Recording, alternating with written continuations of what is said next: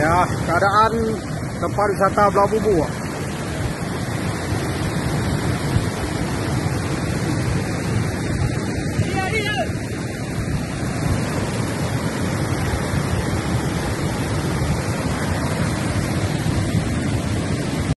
Penuh guys. Wow. Gede bapak.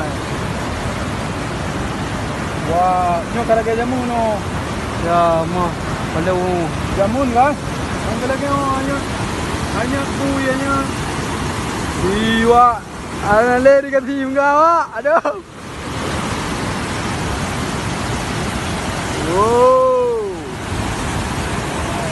No.